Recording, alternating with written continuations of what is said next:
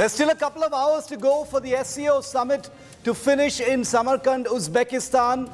The big question remains, after sharing stage twice over the last 8 hours in Uzbekistan, will Modi and President Xi Jinping of China have a pull-aside meeting at this summit? The sense is it may not happen, but the world is watching, and this is an opportunity. If it happens, it's big news. If it doesn't happen, it's probably even bigger news, because it's the first time the two leaders have shared a stage since the 2020 standoff began. We'll get straight into it. First, the headlines. Politics erupts over SCO Summit photo op. Congress questions Prime Minister Modi's position at one extreme end of this row of leaders. BJP slams Congress for politicizing meet. The Congress's arch-nemesis Himanta Biswa Sarma's most explosive interview triggers huge political ripples. The Assam Chief Minister lashes out at the Congress's Bharat Jodo Yatra. I don't think there should be a Congress president. This party should now... There is no relevance. Why there should be president? It should wind up. Politics erupts over Hyderabad Liberation Day tomorrow. Asaduddin Owaisi's party takes out a Tiranga rally in the city. Owaisi taunts the BJP, says for his party it is a day for integration.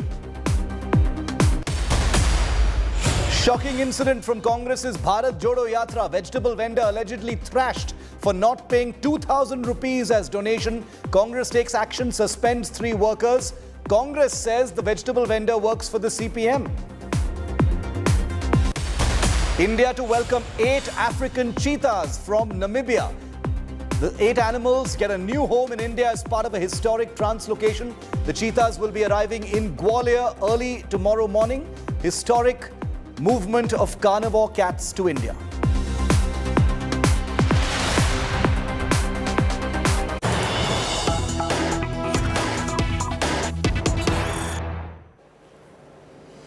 The breaking news coming in now is that Prime Minister Modi has just held his bilateral meeting with Russian President Vladimir Putin. This is the first in-person meeting with President Putin since the Ukraine war began at the end of February this year. We'll have images from that meeting in just a moment from now.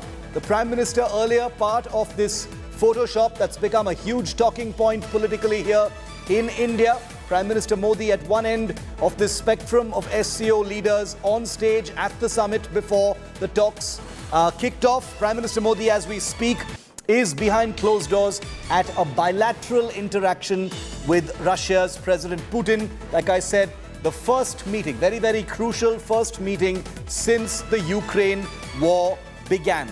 Many different layers to that conversation. Let's go straight across to India Today's Gaurav Sawant, who has reported extensively from Ukraine during the war. He joins us live. Gaurav, what's on the table between Prime Minister Modi and President Putin?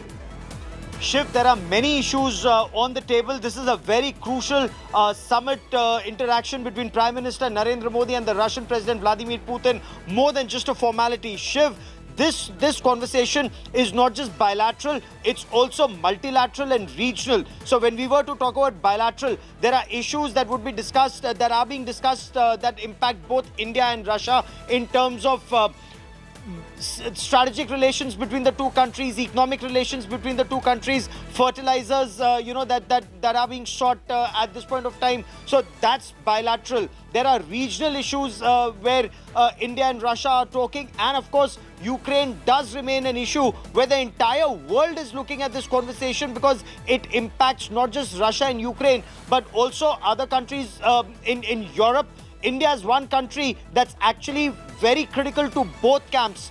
When it comes to Quad, India is central to Quad along with the United States of America, Australia and Japan. When it comes to the Shanghai Cooperation Organization, and India now is the chair for the next 1 year, India is also very crucial to this grouping that is actually seen as anti-West by many, considering it has Russia, it has China, it has Iran. So India is seen as the voice of reason in this very crucial grouping, and India has maintained that point that any solution in Ukraine comes through dialogue.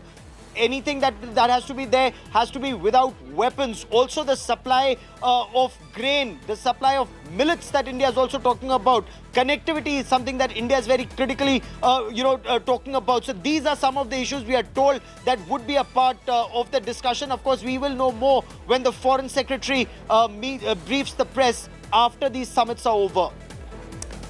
Gaurav, continue to stay with me. We're awaiting first images from that bilateral meeting between the President of Russia and the Indian Prime Minister. We'll have Geeta live with us in just a moment from now as well. Those breaking images, many of them defining images from the summit, will of course always be first here on India Today. The big SCO Summit that's underway in Uzbekistan's ancient city of Samarkand. It's one of the oldest continuously occupied cities in the world. That's where these images have been coming from. Prime Minister Modi held an unannounced last-minute bilateral meeting with Turkish President Erdogan. These are pictures of their handshake earlier today, just a few moments ago in fact. Prime Minister Modi also held a bilateral meeting with Russian President Vladimir Putin. That's happening as we speak, in fact. The key highlight of the event was Prime Minister Modi and his Chinese counterpart standing next to each other for the joint photo session. The two leaders also shared stage at the joint photo op of SCO members,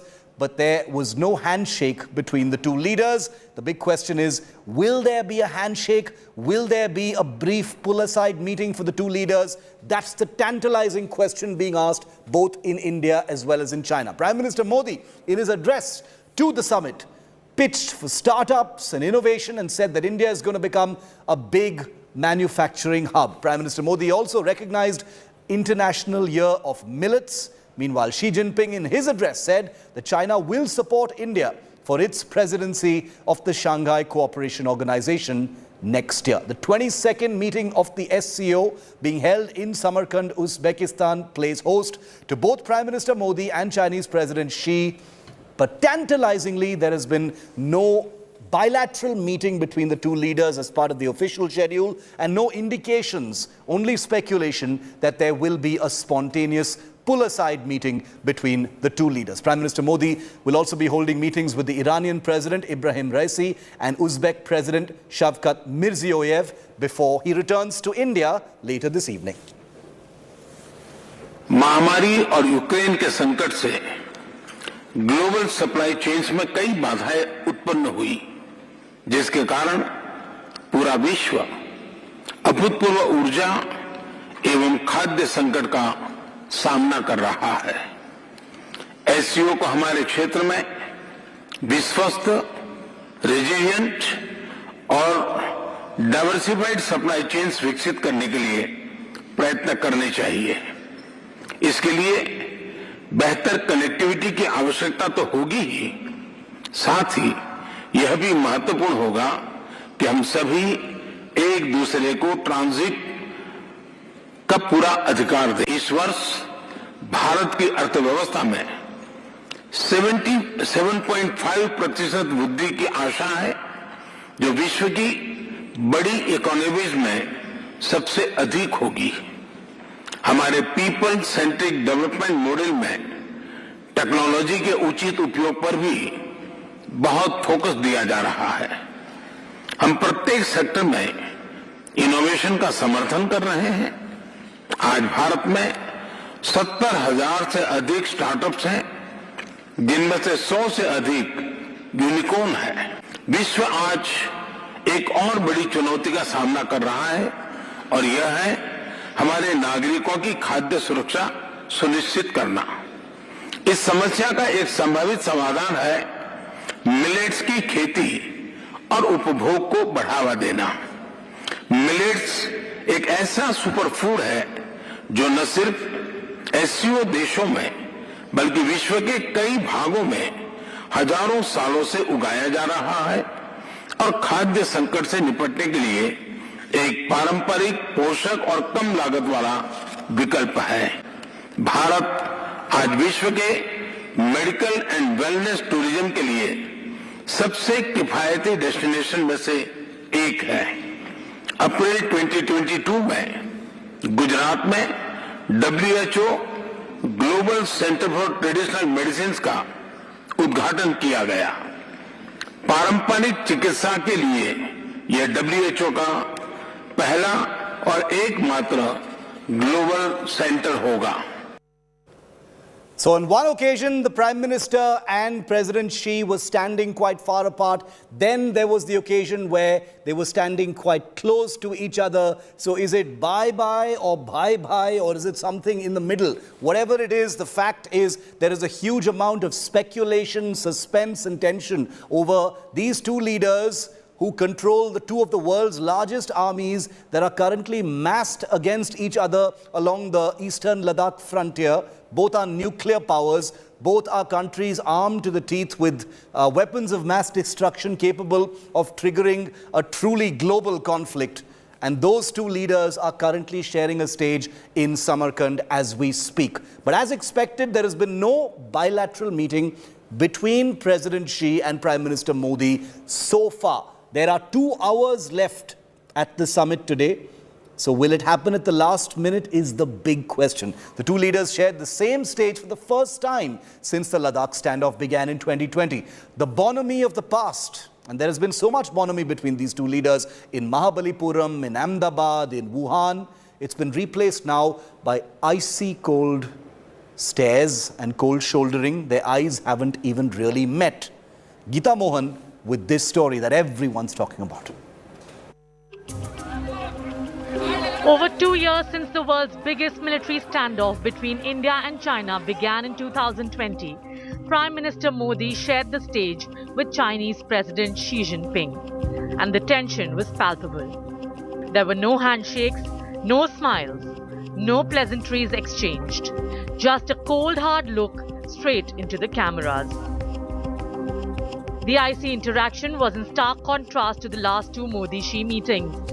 In 2019, when the two leaders met in Tamil Nadu's famed sculpture town, Mahabalipuram, there were handshakes galore. The two leaders even sipped coconut water together. The Modi-Xi bonhomie was at an all-time high in 2014 when the Chinese president visited Ahmedabad. The image of the two world leaders on a swing on the Sabarmati riverfront went viral. Much has changed since then. While the recent disengagement of Indian and Chinese troops from Gogra hot springs in eastern Ladakh is being seen as an indicator that there could be room for a thaw in the India-China relationship, New Delhi's focus remains on disengagement and de-escalation from remaining friction points return to the April 2020 status quo. Prime Minister Narendra Modi and President Xi Jinping have come a long way. From reporting about the bromance, the bonhomie between the two leaders, to the cold chill of the India-China border areas now having trickled down to the leadership's body language here at the SCO Summit in Samarkand, clearly shows that it'll take a long time for the relationship, the cold relationship between India and China to thaw. In Samarkand, Geeta Mohan for India Today. Gaurav, maybe an hour or so left at the SCO Summit. There's theoretically speaking, there's possibly still a chance for some kind of a brief pull aside. But like you've been reporting, if the two leaders, Modi and Xi, do meet, it's a big headline. If they don't meet, it's an even bigger headline. What are you hearing? Shiv, if they don't meet, it's a bigger headline. And usually, if there is a summit without adequate preparation on ground, it's actually loss of face. Now, if there is a meeting, it actually benefits the Chinese President Xi Jinping, who's in the line of global, fire, not just for what's happening at the line of actual control or COVID-19, but also for Chinese activities around Taiwan Straits. So, it is Xi who's looking for a leg up ahead of the Congress in Beijing, where he's looking for an unprecedented third term, wants to be second only to Mao Zedong in China. So that's his aim. Now, if he were to shake hands with Prime Minister Narendra Modi, it's a big achievement for him at this stage. But should that not happen, it's India expressing displeasure and making it very clear, like External Affairs Minister Dr. S. Jaishankar has repeatedly said, if there is tension at the line of actual control. Unless there is peace and tranquility at the borders, India-China relationship cannot move forward, cannot get back on an even keel. That's the message that India is sending across. And Shiv, you know better, Chinese disengagement from PP15 after China had said they will not disengage because PP15 remains extremely crucial is an indication that China realizes its game plan hasn't succeeded the way it wanted. Gaurav, stay with me. We've got some more breaking news coming in from the sidelines of the SCO Summit. And this is very, very interesting. The Pakistan-China tango is on in full swing on the sidelines of the SCO Summit between Shahbaz Sharif's delegation and Xi Jinping's delegation. A bankrupt Pakistan appears to be begging for aid from China and has raised the Kashmir issue once again. Pakistan has raised Jammu and Kashmir with China on the sidelines of the SCO Summit. Shahbaz Sharif, the new beleaguered Prime Minister of Pakistan, is said to have raised what Pakistan calls serious human rights situation in Jammu and Kashmir and thanked China for its principled stand on the issue. This is, if this wasn't such a serious issue of diplomacy, this would actually be farcical, if not hilarious. Shahbaz Sharif is a prime minister seen to be, another puppet of the Chinese here at the SCO Summit, begging for aid once again, raising J&K. Are you surprised, Gaurav, by this?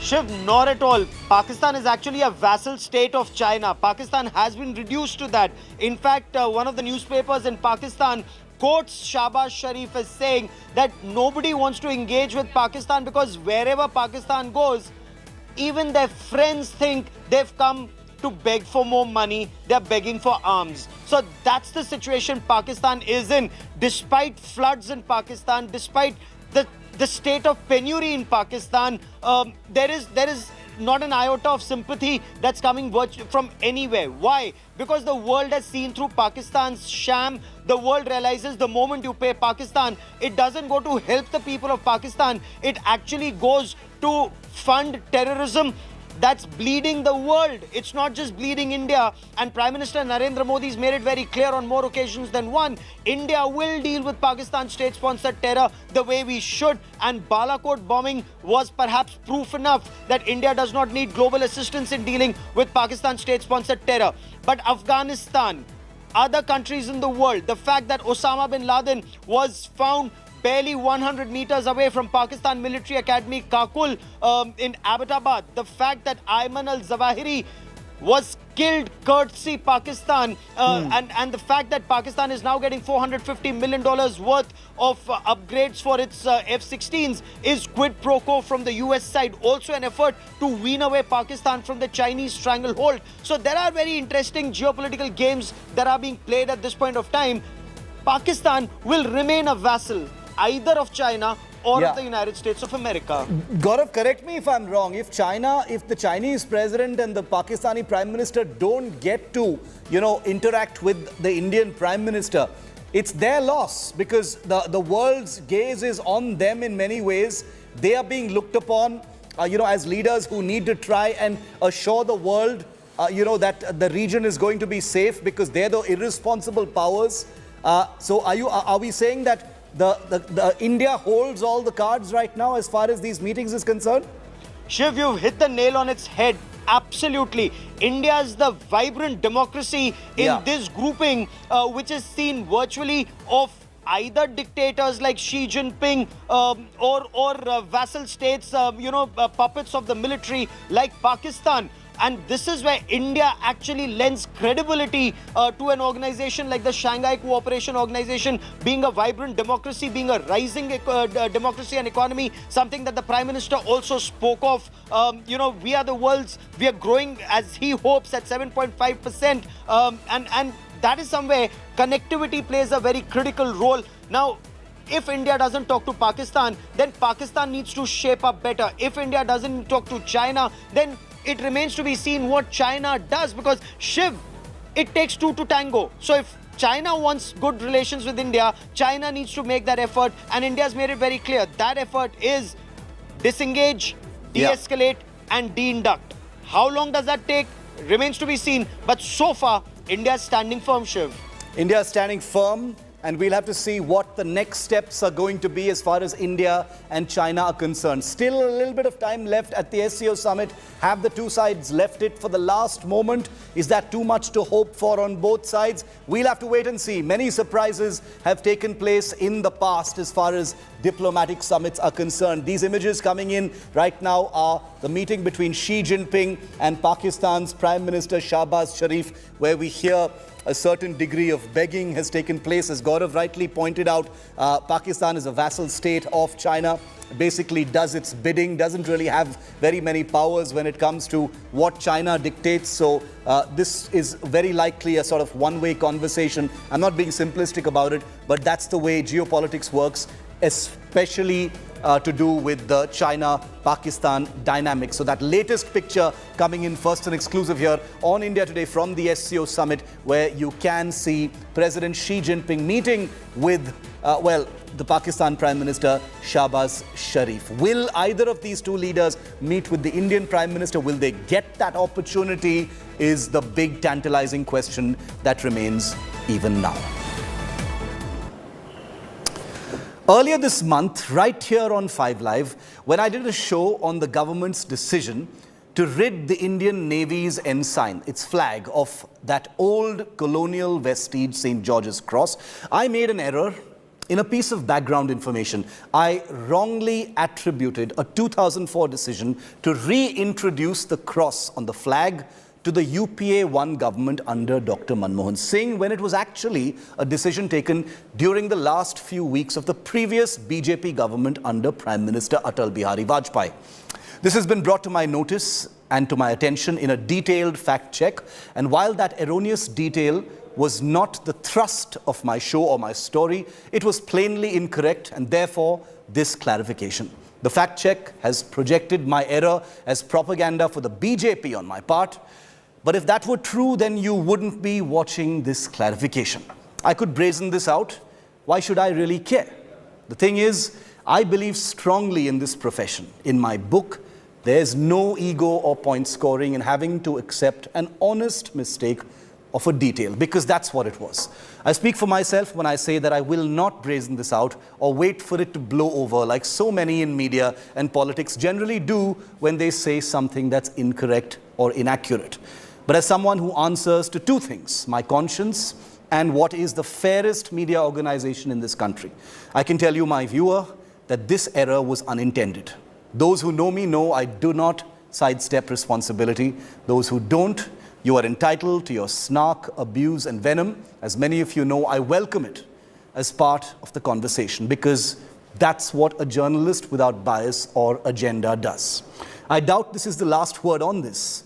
There are many who won't buy what I'm saying right now, but this isn't a message quite for them, quite frankly.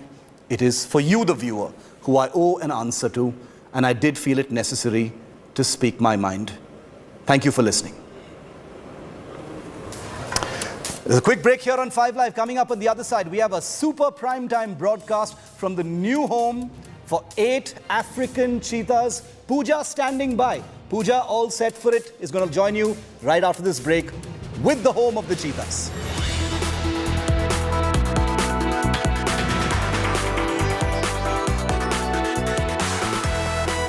Term life insurance.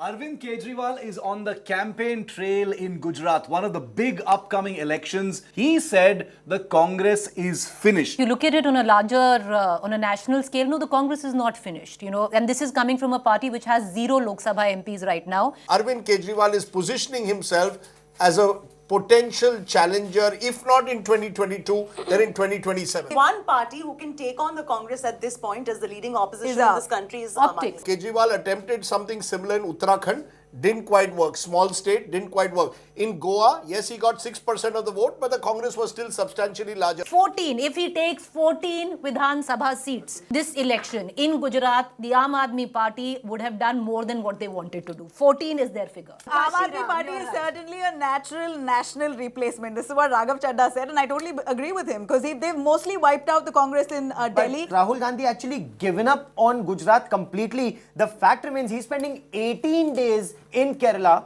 only 2 days in Uttar Pradesh, and practically it's a splinter yatra that's going into Gujarat. But actually, the voters resonate with the Delhi model of governance pitch that they've been making in Punjab, similarly in Gujarat as well. Because honestly speaking, what is the Delhi model of governance? I think Kejriwal sold this education health model of his, and these are two areas where Gujarat has traditionally been weak. Delhi is Congress Mukt. Punjab Congress has been defeated. So Arvind Kejriwal is eating into the opposition votes or the Congress votes. Both these states he is successful. In the third state, Congress is in a disarray. I would not write off any political party which has got 35 to 40% vote like the Congress completely. The Congress has a well-entrenched vote in Gujarat. Can AAP completely take that vote over in one election? We don't know. They did it in Delhi. But as I said, Delhi is not India.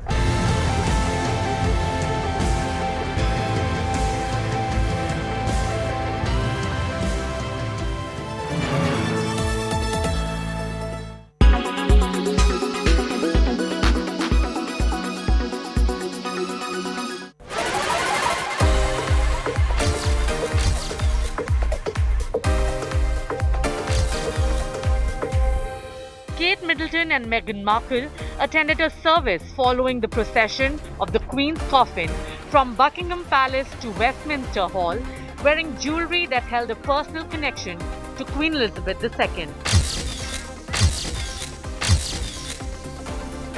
Kate wore one of the Queen's famous brooches, the diamond and pearl leaf brooch that reportedly was loaned to her in 2017 by the late Queen. The diamond and pearl earrings worn by Meghan were a gift from the Queen too. Queen Elizabeth II gifted these to her before the royal engagement in 2018. Meghan also fondly described this to Oprah Winfrey in an interview about how she was gifted those by the then Queen in the train on the way to the engagement.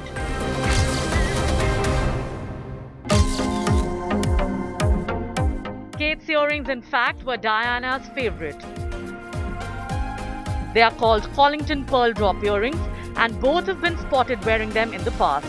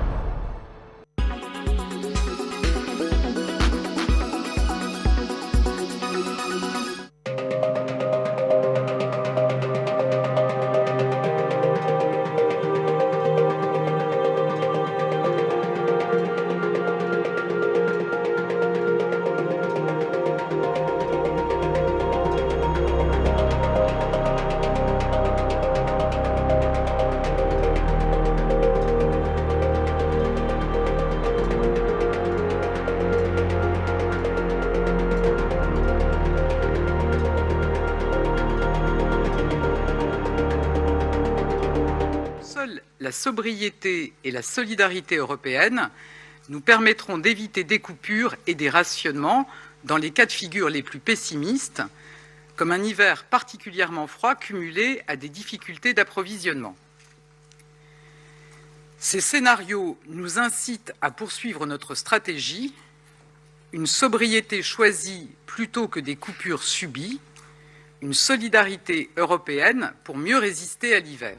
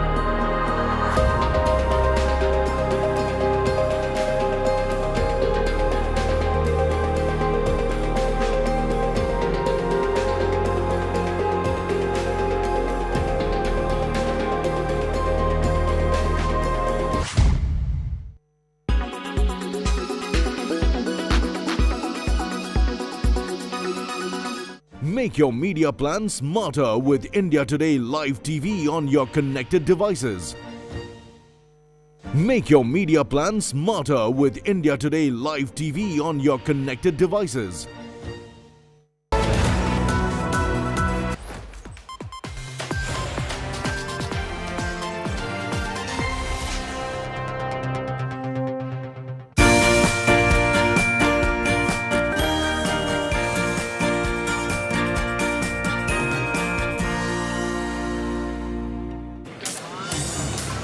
Good evening and welcome. I'm Pooja Shali. Today's special telecast comes to you from the Kuna National Park in Madhya Pradesh, because that is where 70 years later the cheetah paws will be seen again in just about the next few hours. Since they were hunted to extinction in 1952, when it was officially declared that the cheetahs have gone extinct in India, the big cat is going to be reintroduced to the Indian land, and that's going to be by Prime Minister Narendra Modi on his birthday, as he releases 8 African cheetahs, the longest, fastest leap perhaps the cheetahs have ever taken, and this time from Namibia en route India, and that is going to be early morning tomorrow. So I'm here on the ground to get you what exactly the ground looks like. And one, of course, people have gathered. These are the curious onlookers and villagers of the Kuno National Park area and adjacent around that they live, with the gathering of the media persons and the high-profile visitors, from politicians, mantris to the administration officials. What does the main entry point looks like? My colleague Himanshu will show you that there are these boards that have been put up. This is the main entry point. This is the turn where the road then heads to the Kuno National Park. As you can see already, the forest officials are on guard. Forest rangers, guards, officers, administration officials. I've been here since morning today, and I can tell you that mantris have come from the union government. There have been back-to-back the visits that have taken place from the senior most administration officials. Even now, as you can see, police vehicles are constantly taking rounds. Nothing needs to go wrong. And cheetah portraits, banners, visuals, all of that of the Kuno National Park have now been set up. And of course, because Prime Minister Modi is set to release these 8 African cheetahs, there are going to be posters that we have seen also on the route. And remember, while the roads were pretty nice, it's not been an easy stretch. It goes way into about 5,000 kilometer long national park. We can tell you it's way into the interiors from the city. So it's been a long drive even for us. But when we meet the onlookers and happy villagers here, I want to get in a quick word from them. Sir, आप लोग यहीं आसपास गांव में रहते हैं. किस तरह का माहौल है? कभी इतनी एक्टिविटी पहले कभी देखी है? मैडम, पहले कभी नहीं देखी. इतना उत्साह का माहौल है इस पूरे क्षेत्र में. सबसे पहले तो मैं भगवान की नगरी श्योपुर में और वनांचल भूमि पर आपकी पूरी टीम का स्वागत करता हूं. मैडम, इसी वनांचल क्षेत्र के एक छोटे से गांव का मैं निवासी हूं. गांव गरीब, मजदूर, किसान, व्यापारी, युवा, माताओं, बहनों का इतना उत्साह का वातावरण है. पहले आज तक जीवन में, मेरी 40 साल की उम्र हो गई, आज तक कभी नहीं देखा इतना उत्साह का वातावरण. क्या मायने रखता है आप लोगों के लिए कि चीता जो कहते थे कि शिकार हुए, उसके बाद विलुप्त हो गए, एक्सटिंक्ट हो गए, now they are coming back? 70 साल बाद आज आ रहे हैं तो सबसे ज्यादा खुशी का माहौल है. हाँ। 70 साल से पहले कभी चीते देखे नहीं गए भारत में, आज देखे जा रहे हैं, वो भी हमारे पावन धरती पर प्रधानमंत्री जी के, मोदी जी के जन्मदिन के शुभ अवसर पर. चीता के आने की खुशी है या प्रधानमंत्री इनको रिलीज करेंगे उसकी खुशी है? नहीं, चीता के आने की खुशी है. हाँ। और माननीय प्रधानमंत्री जी के आने की तो और उससे ज्यादा दुगनी खुशी है. लेके आ रहे हैं, इसलिए इस क्षेत्र में बहुत बड़ी खुशी है. मैडम, मैं आपको एक बात बताऊं कि 1965 और 70 के बीच ये कूनो के नाम से क्षेत्र को जाना जाता है, जहां ये नेशनल पार्क बनाया जा रहा है. तो 65 और 70 के दशक में यहाँ बागियों की शरणस्थली हुआ करती थी, और जब से वो बागियों का यहाँ खात्मा हुआ है, मध्य प्रदेश की सरकार ने और भारत की सरकार ने इसको पार्क बनाने का जो निर्णय लिया है, ये बहुत घना जंगल है. मध्य प्रदेश में नंबर 1 का जंगल है यहाँ. अब यहाँ के जो आसपास के गांव वाले, कभी आपने इतनी एक्टिविटी यहाँ कहीं देखी? यहाँ बताइए. ये मैडम, क्या एक्सपेक्ट करते हैं आप? अरावली पर्वत से घिरा हुआ 750 किलोमीटर में फैला हुआ ये क्षेत्र, यहाँ के जो निवासी हैं सब में बहुत अपार उत्साह है इस बात को लेकर कि चीता यहाँ विलुप्त हो चुका था, और चीतों को लेकर मोदी जी आ रहे हैं. इसकी बड़ी खुशी है. लोगों का रोजगार का विषय हो, वैसे भी ये पूरा वन्य क्षेत्र है. एक तरफ पूरा श्योपुर अपने घड़ियाल प्रोजेक्ट से घिरा हुआ है, दूसरी तरफ से ये तो इतना वाइल्ड लाइफ पे फोकस यहाँ पे जो हो रहा है, तो यहाँ पे है खुशी. यहाँ पे आपस में गाँव में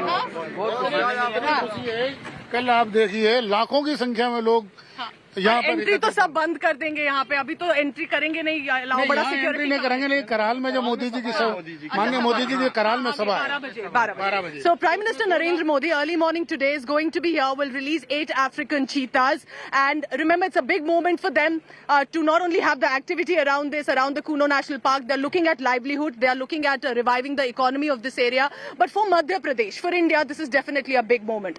But I want to also tell you why this moment is going to be significant and historic. We are talking about only 50 Asiatic cheetahs that are left in the world. They are in Iran.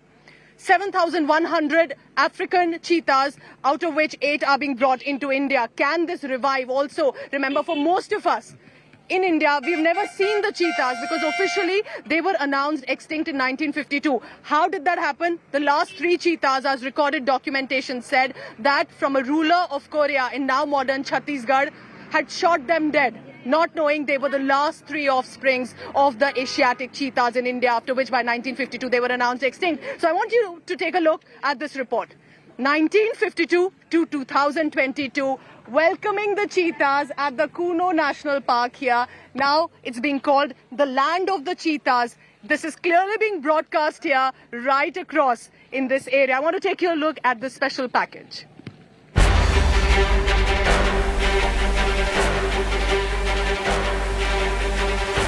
They're the fastest living land animals, and they're about to have a possible new dawn.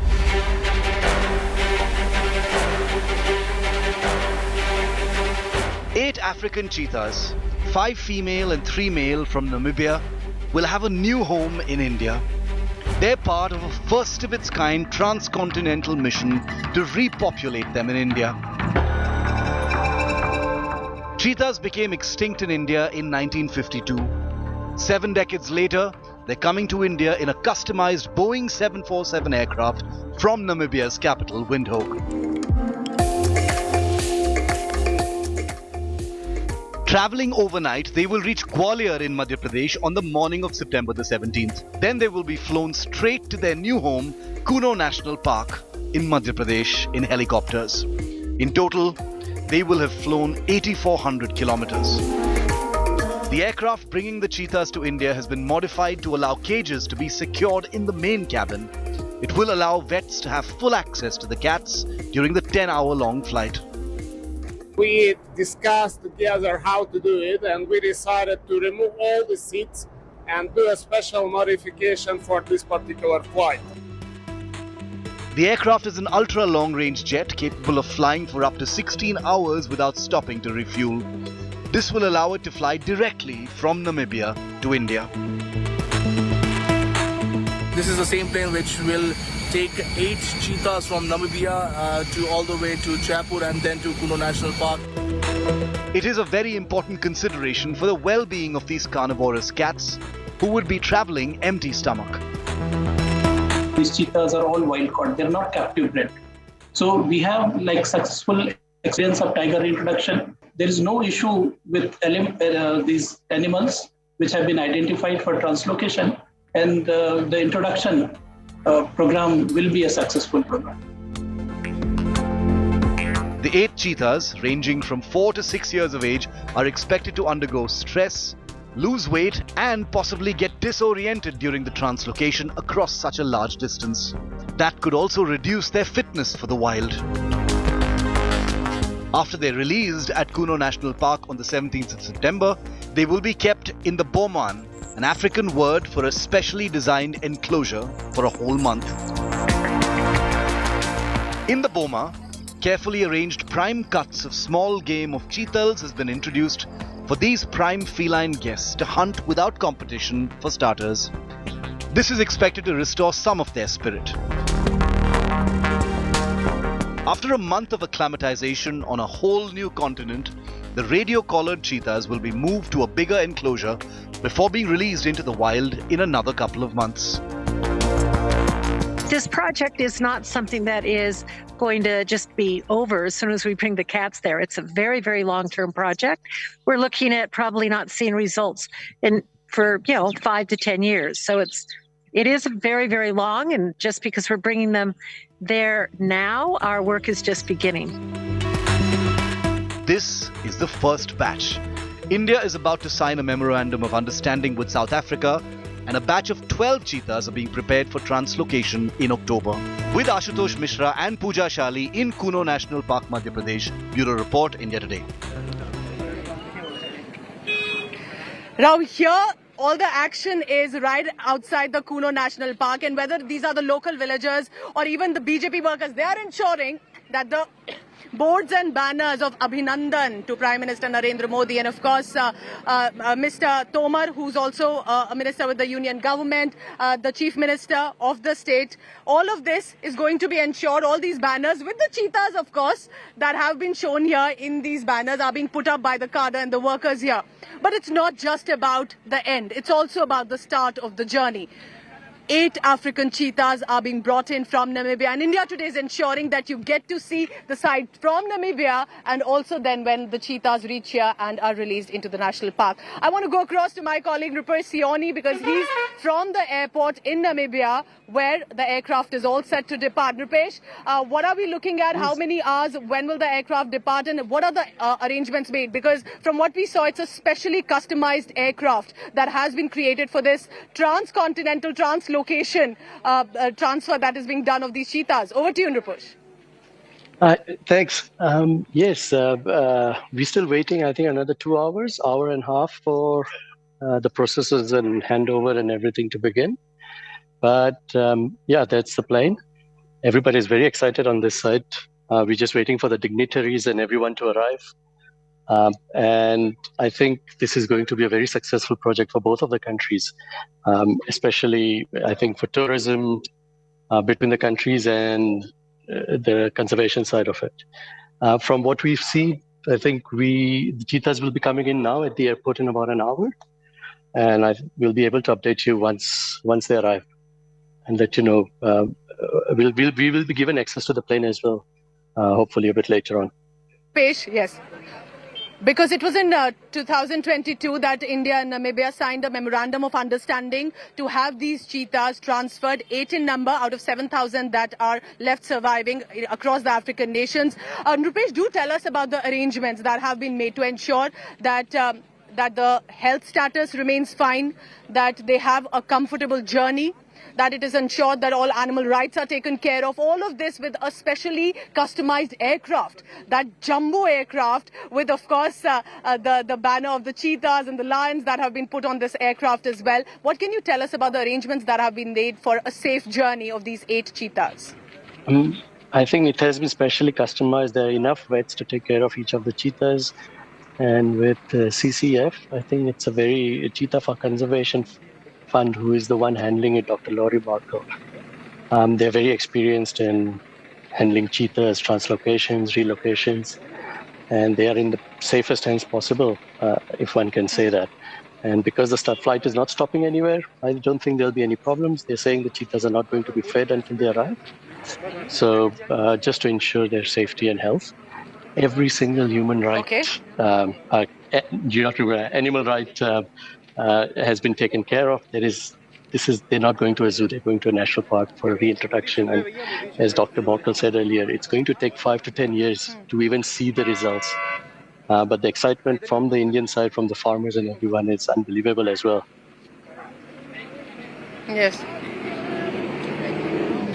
All right, Rupesh Sioni tracking all the latest coming in from Namibia. The aircraft is set to depart. Prime Minister Narendra Modi is going to release 8 of these cheetahs early in the morning, and this will be ensured, of course, after a comfortable journey. All the health checkups have been done, and this, remember, with regard to whether these are global experts, wildlife scientists, and here in Madhya Pradesh, forest officers, rangers, administration, politicians. It's a solid battery, ensuring whether ranging from the police personnel to the topmost in the union government, that it goes as a smooth process. Remember, intercontinental and translocation of a carnivore is not an easy project. They've managed to now initiate it. It needs to reach its concluding journey here in Madhya Pradesh. But I want you to also understand how this journey has been undertaken. My colleague Shiv Aroor in the studio will take you through the details. Shiv, over to you. Pooja, I really wish I was where you are because I can feel the excitement about the arrival of those cheetahs. I mean, this is really historic. There are, of course, critics and, many different divergent views about how this is going to play out. But it's most certainly an exciting time for Kuno National Park. Let's tell our viewers for a moment how this is all going to unfold over the next few hours. For starters, these 8 cheetahs are being flown in on that specially kitted out aircraft from Namibia all the way to India. It's a 10-hour flight from Windhoek, which is the capital of Namibia. The aircraft will land in Gwalior in Madhya Pradesh. This translocation is being carried out in a specially modified Boeing 747. That's the aircraft with the tiger painted on the front. It's a chartered flight. They will be flown from Gwalior then to Palpur, which is quite nearby. And then from Palpur, they will be flown in an Indian Air Force Chinook helicopter or a couple of helicopters from 5 helipads that are built at Palpur. From there, they will be transported to the Kuno National Park. So, Pooja, it's a fleet of Indian Air Force Chinook helicopters that will finally be delivering the big cats to where you are now. Well, the best of the best for the fastest running mammal on earth, and cheetah is going to be returning to India. Remember, these are African cheetahs, not Asiatic, but at least what we can ensure is that the wildlife gets the support, and India is ensuring at the topmost level. So here, there are these posters and banners that have been painted right outside the Kuno National Park. And of course, many are questioning how perhaps their life would be. Now, I can tell you there are reasons that Madhya Pradesh, Kuno National Park have been chosen. Even Rajasthan was being considered. But with regard to the arid, semi-arid climate, also the prey base with regard to deers and others for cheetah has been taken into consideration. The grassland here, the forest land of this area suits the cheetahs, as that has happened in African nations. But are there challenges at all while they'll be bringing 3 male, 5 female cheetahs from Namibia to India? Take a look at this special report. What could be the challenges for these fastest animals?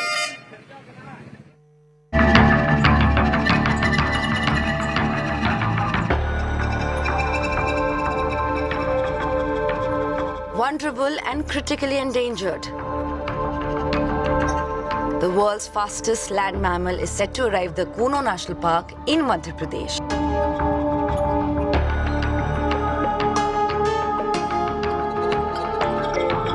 But the relocation from Namibia in southern Africa to India, where they became extinct 70 years ago, is fraught with challenge.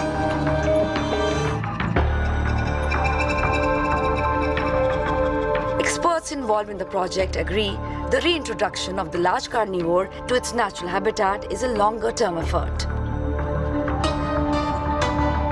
Possibly could have. And once the cats arrive, they will go into holding bomas that are there in Kuno, which will also be where they'll be staying for the next month during their quarantine there in India as well. Sleek, meant for speed as high as 74 miles an hour, ducking and diving like an athlete, cheetahs are delicate animals though. Animals which avoid conflict. They may have confronted lions and leopards back in Namibia, but in Kuno, the guests won't be welcomed graciously by competing predators. Like wolves, striped hyenas, and sloth bears, not to mention the resident leopards in the Indian habitat, which can very well chase away cheetahs or worse, make a meal of them. And don't forget the tigers ranging in from Ranthambore, just 80 odd miles away. Dietary shift poses another challenge. In Namibia, the cats would go for the small game, bringing them palas on their banquet table.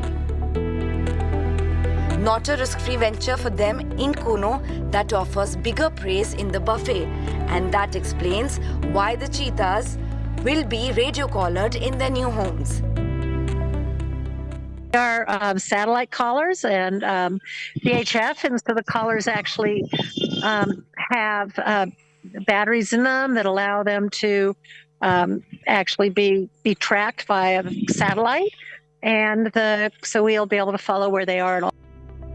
Cheetahs are highly adaptable. They have survived and thrived in deserts, grasslands, and mountains in southern Africa. International experts extending all assistance they can to the rangers on the ground in Kuno to help the cats adapt.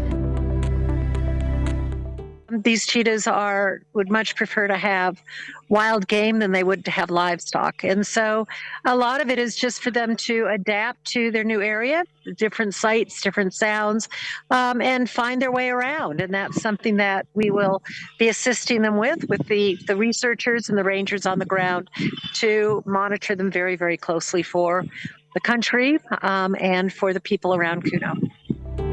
A major experiment in cheetah conservation, a project whose success relies heavily on space, prey, and less human interference in their new home. With Ashutosh Mishra, Bureau Report, India Today.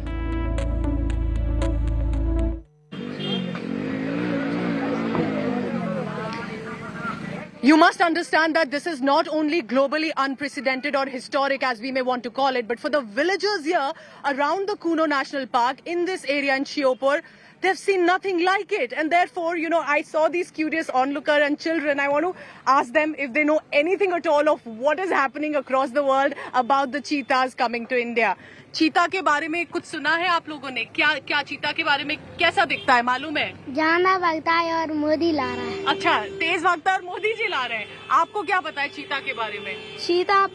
चीता बहुत पतला होता है, 3 feet का होता है। अच्छा, और कैसा दिखता है ये मालूम है? अच्छा, ऐसे बैनर में जो लगा हुआ है। Okay, so well, I don't blame them because that's actually how we all here in India have seen the cheetah as, and perhaps likely they may be able to see the cheetah once it's at the national park. Remember, I want to tell you the SPG has taken over. It's a complete security cover right now inside the park. Security checks are being done. But why the Kuno National Park? Shiv Aroor has the best details about why this park has been taken and chosen.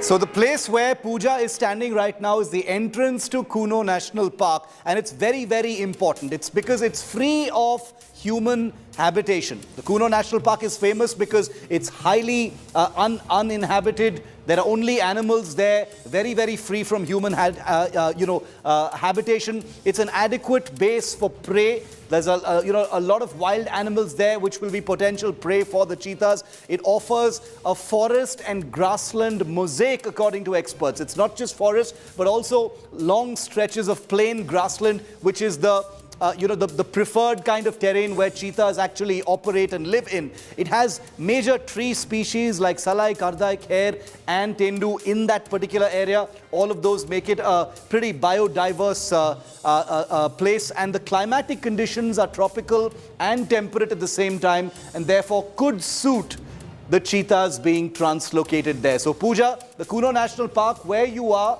has been hand-picked to be the new home for these cheetahs. Yes. And this is for environmental conversation. This is about wildlife conversation. Remember, this is also about political initiative, because it was since 1972 that India has been trying to get cheetahs into India. Iran was an initiative that did not get clear. It was eventually Namibia that decided to undertake that mission with India, understanding what wildlife saving really means. And here, the big gate with the posters that have been said, all of this area is going to be cleared. Remember, around the national park, there is an importance primarily that they have a safe survival. But for Prime Minister Narendra Modi to be inaugurating this, to be releasing these cheetahs on his birthday, is also sending an important message of wildlife and environment conversation. Here's what Saturday morning is going to look like.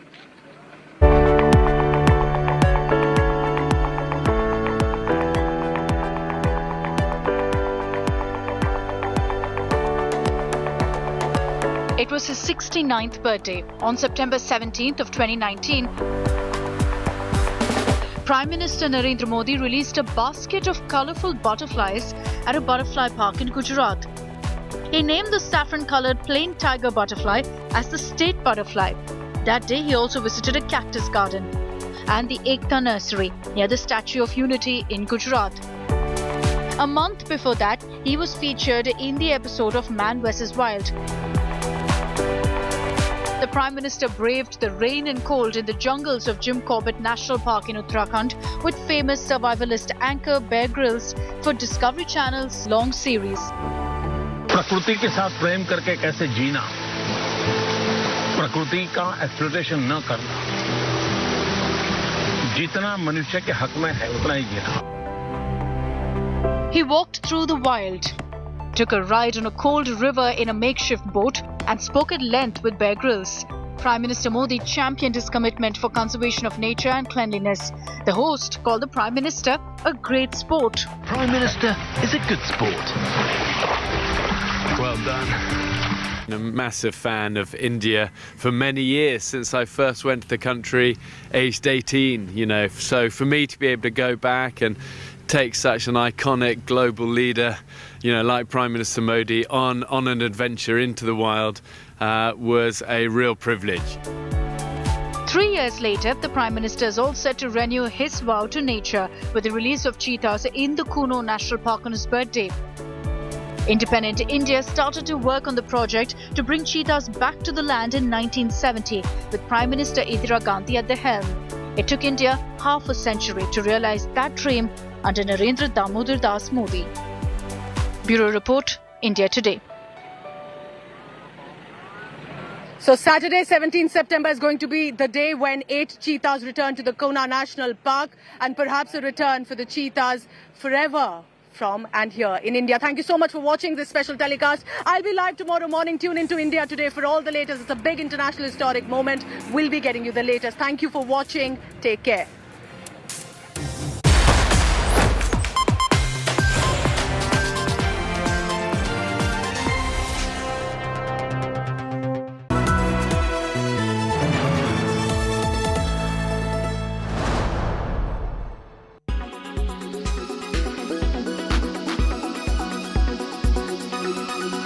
Tata Group owned Air India on Thursday announced its increase in domestic market share by over 30% in the next 5 years. That's the projection. The airline plans improvement in areas of customer service, technology, product reliability and hospitality through its 5-year mission